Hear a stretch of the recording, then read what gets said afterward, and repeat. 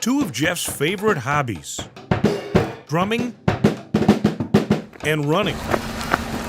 Two hobbies that he feared he'd have to give up. Playing on the drum set, you use a lot of the muscles in your lower leg. And I was playing quite a bit and started having some challenges with that. And then when I was running, I was having a problem with pressure in my leg, and I couldn't figure out why. I would get about a mile and a half into a run, and I start to lose the ability to control my foot. It would just start to flop on the treadmill. Jeff was diagnosed with chronic compartment syndrome, a condition caused by the compression of nerves and blood vessels in an enclosed space. That increased pressure can lead to blood flow impairment and can damage the muscles and nerves. Chronic compartment syndrome is often misdiagnosed because of the symptoms. Many patients think it's just calf muscle tightness caused by physical activity.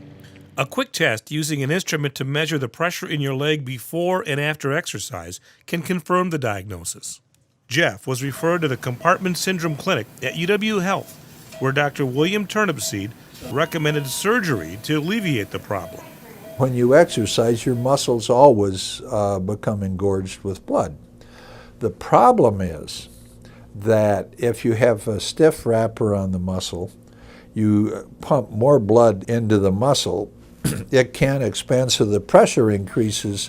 The muscle pressure inside that compartment gets so high that the muscle says, no mas, no mas. It can't work anymore because it basically doesn't get a sufficient blood supply.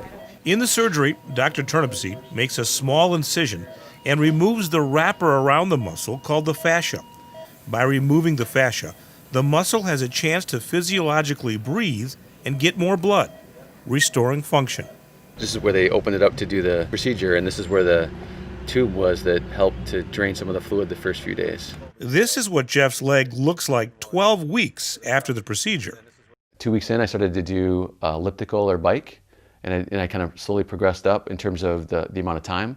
And then at 6 weeks, I started to run slowly, just run a couple minutes, walk a couple minutes, and then slowly build that up to where I was running again about 3.5, 4 miles within 2 to 3 weeks.